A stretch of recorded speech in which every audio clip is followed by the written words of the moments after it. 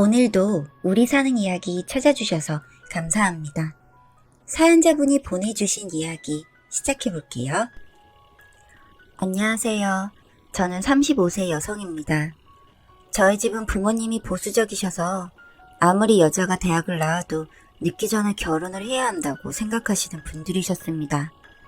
그래서 연애도 나름 해보고 30을 넘지 않게 맞선을 열심히 보러 다녔습니다. 그러던 중에 가장 좋아해주고 서로 말이 잘 통하는 남자를 만나게 되었습니다. 조건도 좋은 편에 속해서 시아버님이 운영하시는 사업체를 물려받아 잘 키워낸 덕에 대표이사 자리에 있었고, 재력도 튼실해서 저는 고급 주택에서 신혼을 시작했습니다. 다만 신행을 다녀와서 이상했던 점은 시댁의 여동생이 먼저 와서 기다리고 있다가 남편과 반갑다고 포옹을 하는 겁니다. 시부모님도 잘 다녀왔냐며 반겨주시고 음식을 차려주셔서 바삐 넘어갔는데, 전 바로 아래 여동생이나 남동생과도 대면대면했기 때문에 가풍이 그런 집안인가 보다 했습니다. 아가씨는 결혼 전이었고 직업이 피아니스트라서 주로 공연이 없는 날에는 학생들 레슨을 하는 사람이었습니다. 결혼 준비 과정에서는 상견례 때는 긴장도 했었고 서둘러 진행이 되었기에 별 특이한 점은 못 느꼈었습니다. 그렇지만 사람의 촉이라는 건 무시할 게 아니라는 걸 알게 되었죠. 결혼하고 신혼생활을 즐기고 있는데 아가씨는 꼭 한 달에 서너 번은 저희 집에 와서 저녁을 먹고 놀다가 갔고, 여기에 술이 과해지면 집에서 자고 가기까지 했습니다. 저는 솔직히 아무리 미혼이라도 자고 가는 건 용납이 되지 않았어요. 남매지간의 친해도 그건 아니지 않나요? 게다가 이제 결혼해서 얼마 안 된 그것도 새언니가 있는 집에서 굳이 한 달에 몇 번을 자고 간다는 게 제 상식에서는 이해가 되질 않았습니다. 그래서 남편에게 얘기를 참고 참다가 하고 말았죠. 여보, 아가씨 외박은 좀 그런 거 아니에요? 놀고 가는 건 몰라도 좀 그렇다 했더니, 집 넓고 게스트룸 많은데 뭐가 걱정이야? 내 동생인데 뭐가 어때서? 라고 시큰둥하게 대답을 하는 겁니다. 남편은 자신감이 충만하고 뭔가 빈틈이 없는 사람이라 뭘 지적하면 발끈하곤 했습니다. 전 남편의 그 대답에 상처를 받았습니다. 저희는 신혼이고 평일에는 바빠서 제대로 같이 시간을 보낼 수 있는 건 주말뿐인데 꼭 그 주말에 자고 가는 아가씨 덕분에 저는 애처백에 남편을 뺏기는 본처의 기분을 느껴야만 했습니다. 사실 그때만 해도 더 이상 의심을 하거나 기분 상한 티를 내진 않았어요. 하지만 전 얼마 지나지 않아 친정 쪽에 가족 행사가 있어서 모이게 되었는데, 남편은 일이 바쁘다고 하며 주말인데도 동행하지 않더군요. 제 여동생이 새 집으로 이사가게 되어서 집들이를 하게 된 거라 가는 거였는데, 안 간다는 남편에게 조금 서운했지만 생신잔치 같은 대단한 행사가 아닌 거라 그냥 이해해주기로 했습니다. 그리고 전 마음 편히 놀다가 어둑해질 무렵 집에 들어왔어요. 여동생 집들이에서 술 한잔 했기 때문에 대리기사를 불렀고요. 원래는 자고 올까 하는 계획이었는데 다들 일요일은 쉬자고 해서 예정보다 하루 일찍 집에 들어오게 된 거죠. 그렇게 싸준 음식과 친정엄마가 챙겨준 참기름, 고춧가루 같은 식재료들을 낑낑대고 들고 왔는데, 집안에서 남녀가 까르르 웃으면서 좋아 죽겠다는 소리가 들리는 겁니다. 너무 놀라서 들어와 보니 부부 침실에서 남편과 아가씨가 서로 툭툭 쳐가면서 놀고 있었습니다. 그냥 별게 아닐 수도 있는데 그 모습을 본 저는 가슴이 무너져 내렸습니다. 어떻게 저럴 수가 있는지? 제 표정이 굳어지는 걸 보자 아가씨는 침대에서 나와 아는 척을 하더군요. 새언니 왔어요? 오빠, 나 그럼 갈게. 저녁 먹고 가. 아니야, 나중에. 눈치는 있는 건지 잡는 남편을 뿌리치고 젠걸음으로 얼른 가더군요. 저는 너무 화가 치밀어서 그러던지 말던지 말 한마디도 안 하고 있었더니 남편이 저를 잡더군요. 지금 뭐 하는 거야? 애 무한하게. 저녁이라도 먹이지. 당신 내가 부처님 반토막이나 되는 줄 알아? 그만 닥치세요. 제가 처음으로 결혼해서 악을 쓰면서 화를 냈더니 남편도 매우 놀라는 눈치였습니다. 전 그랬죠. 아무리 여동생이라도 부부 침실에 나도 없는데 뒹구는 건 기분 더럽다고. 대체 둘이 왜 그렇게 붙어서 난린지 모르겠다면서 한 번만 더 내 눈에 띄면 이혼하겠다고 선언을 했습니다. 그러자 남편이 정색을 하면서 이런 일 따위로 어떻게 그렇게 말을 함부로 하냐고 저를 몰아붙이는 겁니다. 아주 제가 예민하고 머릿속에는 더러운 생각만 가득한 그런 여자 취급을 하면서 말이죠. 전 그날 진짜 남편 뺨이라도 올려 붙이고 싶었습니다. 지나가는 사람 있으면 물어봐. 당신이 하고 있는 짓이 정상인지. 그리고는 남편에게 저녁을 알아서 챙겨 먹으라고 라면과 김치만 내놓고 게스트룸에 들어가서 전 문을 잠그고 나오지 않았습니다. 전 제 속을 다 터놓고 얘기하는 친구에게 오늘까지 있었던 일을 다 얘기하면서 엉엉 울었어요. 전 모든 걸 다 가졌다고 생각했는데 지금 돌아가는 상황을 보니 그게 아닌 것 같았고 뭐랄까요? 분하고 억울하더라고요. 그러자 제 이야기를 듣고 난 친구의 말이 이복남매인지 그것부터 알아보라는 겁니다. 전 그 말에 머리를 망치로 얻어맞은 듯 띵했습니다. 친구의 말은 이랬습니다. 간혹 이복남매인 경우 남녀의 그런 감정을 본인들도 모르게 느낄 수 있다고요. 자신의 주변에 그런 케이스가 있어서 알고 있다고 하더군요. 전 차라리 묻지 말 것을 그랬나 후회했을 정도로 마음이 더 아파왔습니다. 이러다 화병 걸려서 죽을 수도 있다는 공포감이 들면서 일단은 상담센터를 다니며 약을 먹었어요. 다행인지 불행인지 맞선이라 중간에 소개한 분의 지인과 어렵게 연락이 닿았습니다. 제 나름대로 술을 쓰긴 한 거죠.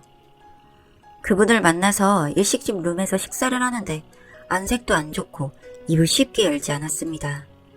저는 계속해서 그 사람이 말하기만을 기다릴 순 없었습니다. 마음 같아선 전 재산을 주고서라도 묻고 싶었는데 그럴 순 없어서 그분이 워낙 관심 있어 하시는 골드바를 10돈 챙겨서 보는 앞에서 드렸습니다. 밥까지 얻어먹으면서 차마 말하기가 어려웠다는 말로 시작을 하는데 그 이야기를 듣고 손이 부들부들 떨려왔습니다. 이분의 말이 시아버님이 젊었을 때 외도를 하셨는데 아가씨는 그때 밖에서 낳아온 딸이라는 겁니다. 3살 때 처음 데려와서 시어머님이 친자식처럼 키웠다는 얘기를 듣고 그제야 이해가 갔습니다. 그리고 더 쇼킹한 이야기는 아가씨가 사귀던 남자가 몇 명 있었는데 제 남편이 어떻게든 몰래 다 갈라놨다는 이야기였습니다. 정말 제가 우려했던 부분이 현실이 되는 순간이었어요. 두 사람은 이복남매라도 호적에 올라있고 법적으로는 직계 가족이니 연정을 품어서는 안 되던 관계라 서둘러 맞선을 보게 됐고 저와 결혼을 하게 된 거라는 말을 듣고 나니 정말 하늘이 무너지는 기분이었습니다. 둘 사이에 관계가 있었음을 암시하는 말씀을 은근히 흘리셨고 저 또한 추측에 맞아떨어지자 표정 관리가 안 되더군요. 그분은 지나간 일은 그냥 잊어버리고 여동생을 결혼시키든가 아니면 외국에 자리를 잡게 해보라는 말과 함께 저희는 그렇게 자리를 떴습니다. 말이 그렇지 쉬운 일은 아니었습니다. 저는 그날 왜 사람을 사서 누군가를 없애달라면 그런 걸 해결해주는 직업이 존재하는지 그 이유도 알 수 있을 것 같았어요. 왜냐면 제가 그렇게 해달라고 하고 싶을 지경이었으니까요. 저도 바보는 아닌지라 감정적으로는 이 결혼 생활을 끝내버리고 싶었지만 그러기엔 아직 이르다고 생각했습니다. 아가씨를 따로 만나 술을 사주면서 제가 그날 미안했다면서 잘 달래기 시작했습니다. 이것도 인연인데 잘 지내보자며 구슬리기 시작했죠.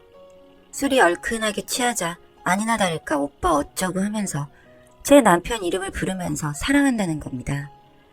그래서 한마디씩 던지면서 둘만의 감정을 물어봤습니다. 처음엔 그럴 리가 없다면서 부인하다가 나중에는 슬슬 말을 하더라고요. 전 치가 떨렸지만 취해서 잠이 들어 말이 끝날 때까지 잘 녹음을 해두었습니다. 그렇게 술이 떡이 된 아가씨는 시댁에 잘 데려다주고 전 집에 왔습니다. 남편은 누굴 만났냐고 하길래 아가씨하고 술 한잔 했다고 솔직하게 말하니 자긴 왜 안 불렀냐고 대뜸 묻는 겁니다. 그래서 여자끼리 할 얘기라서 둘만 있었다고 둘러댔습니다. 그렇게 저는 복수를 하기 위해 이를 갈았습니다. 추가적인 증거가 더 있었으면 싶었는데 좋은 기회까지 오더군요.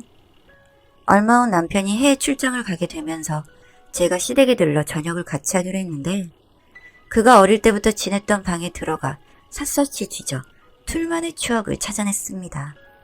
바로 손편지였죠. 이건 빼박 어쩔 도리 없는 증거였습니다. 무려 5년치가 넘더군요. 그 후엔 핸드폰으로 주고받은 듯 했습니다. 그리곤 저는 그 편지들 사이에서 봐서는 안 될 것을 보고 말았습니다. 둘만의 아기 초음파 사진과 산모수첩이었습니다. 정말 소름이 돋고 구역질이 나올 것 같았습니다. 남편을 생각하면 아마 남편은 낳고 싶어 했을 것으로 보이는데 시부모님 두 분이 성향상 그걸 용인할 분들은 아니었고 강제로 수술을 시킨 듯 했습니다. 이 시부모라는 인간들까지도 정말 쓰레기구나 싶더군요. 이런 아들을 별 문제없는 아들로 포장해서 저야 결혼을 시키다니요. 이것이야말로 사기 아니겠습니까? 정말 이 집구석을 다 뒤집어버리고 싶다는 생각뿐이었습니다. 저는 그 길로 서둘러 집으로 와서 이혼 전문 변호사와 상담을 알아봤습니다. 또 이런 쪽으로만 전문으로 하는 분이 있어 상담을 하게 되었어요. 솔직히 저도 결혼한 지 얼마 안 됐는데 이런저런 생각이 정말 많았습니다만 우연히 남편의 비서로부터 아가씨가 남편의 해외 출장에 동행한 사실까지 듣고 나니 결심이 섰습니다. 친정에서도 한바탕 난리가 났고 이혼 소송을 진행했습니다. 혼인 기간이 길지 않아 재산 분할의 개념도 거의 없었지만 저에게는 카드가 하나 있지 않습니까? 그 둘의 관계 말이죠. 아마도 알려진다면 사업을 하고 있는 시아버지에게는 아주 큰 타격이 될 테니까요. 시부모라는 인간들은 그래도 사람이긴 했는지 제게 빌며 제발 이런 사실만큼은 알리지 말아달라고 무릎을 꿇고 빌더군요. 남의 인생, 아무것도 모르는 내 인생을 이렇게 망쳐버릴 뻔한 이들에게 정말 앞뒤 봐주는 것 없이 다 질러버리고 싶었지만 변호사님이 하시는 말씀이 그래도 위자료를 많이 받는 게 나중을 생각할 때 도움이 된다고 하시는 겁니다. 그 말을 듣고 몇 날 며칠을 고민했던 것 같습니다. 끓어오르는 마음을 가라앉히려면 온 동네, 온 세상에 알리고 싶었지만 좀 더 현명하게 생각하기로 했습니다. 전 위자료로 20억을 요구했습니다. 그리고 그 돈을 받아냈고요. 시아버지의 회사의 자금으로 어떻게 해결하신 것 같았는데 얼마 뒤 그 회사가 자금난으로 문을 닫았다는 소식이 들려왔습니다. 꼭 저 때문일 거라는 생각은 안 합니다. 이미 어려워졌던 차에 제 문제까지 터져서 일이 그렇게 된 거였겠죠. 그리고 남편은 저에게 고맙다고 하더군요. 자신의 사랑을 이제 찾고 싶다나요? 정말 웃음이 다 나오더군요. 뭐 둘이 외국에 가서 살던 말던 제 알바는 아니고 그냥 그래도 나름 잘 살았던 그 집안 폭삭 무너지게 한 것만으로도 만족하려고 합니다. 진실을 모르는 친구나 주위 사람들은 제가 이혼녀 된 것에 대해 마음대로 입을 놀려댔지만 전 상관없습니다. 그 위자료를 종잣돈으로 시작해서 현재는 작은 사업을 하고 있습니다. 해외에서 모피를 수입해서 디자인해 판매하고 있는데 차근차근 잘 키워나가고 있는 중이니까요. 첫 결혼으로 저는 정말 세상에 별일이 다 있다는 것을 느꼈습니다. 그리고 그 주인공이 제가 될 줄은 꿈에도 몰랐고요. 저는 이제 훌훌 털어내고 새롭게 살아가려고 합니다. 긴 글 읽어주셔서 감사합니다.